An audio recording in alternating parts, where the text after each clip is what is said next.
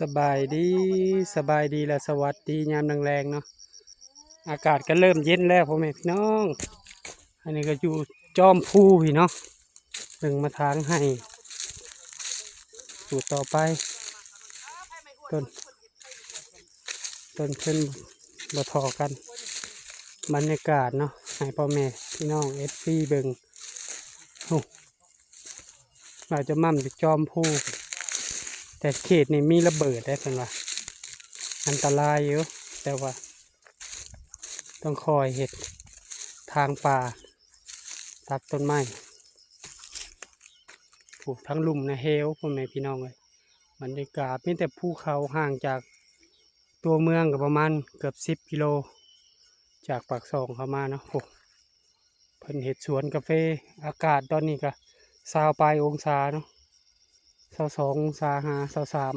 23อากาศเย็นอาจจะมันตัดไม้ใหญ่เนาะสู่ต่อไปพญาติจะมีอยู่เห็ดอะไรจำเป็นเนาะมาหัดจ้างวันละ150,000กับสาวหลายใหญ่อันนี้ก็สวนกาแฟเพิ่น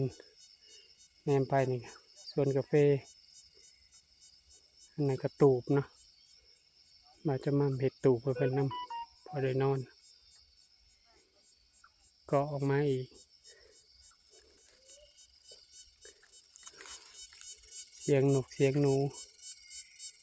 ถึงภูงามแห้งพ่อแม่พี่น้องเลยสวนกาแฟยามมื้อเช้าเดี๋ยวบ่าวจะมั่มจะถ่ายเบิ่งฝากพ่อแม่เป็นกำลังใจให้ครอบครัวบ่าวจะมั่มเนี่ยเด้ออย่าลืมกดติดตามกดไลค์กดแชร์อย่าลืมกดกระดิ่งเนาะลืมกันแล้วบ่ตอนนี้ก็ขึ้นฮอดไม่เท่าอยู่ได้ยินข่าวได้เบิ่งคลิปบ่าวพามีบ่ไม่เท่าซอกกว่าก็ยังเป็นห่วงคือเก่าเนาะหักแพงพ่อเฒ่าคูณสาวน้อยไม่เท่าเนาะน้องแอนนาน้องตุนได้ยินข่าวเพิ่นซอกเพิ่นเป็นลมมันร้อนแห้งก็เป็นห่วงอีกประมาณ4-5 มื้อพุ่นแหละจึงสิได้กลับบรรยากาศเทิงภูเทิงผาซ้ำอยู่ห้องแอร์พ่อแม่พี่น้องมากับสาวหลายใหญ่ผมมีทางเลือกเนาะเฮ็ดเวียกหยังก็เฮ็ดไปนี่สวนกาแฟบ่เคยมาจากเทื่อก็เลยอยากมาเบิ่งแล้วก็มาเฮ็ดเวียกเลย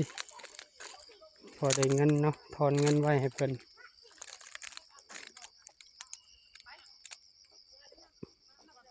สวนกาแฟเพิ่น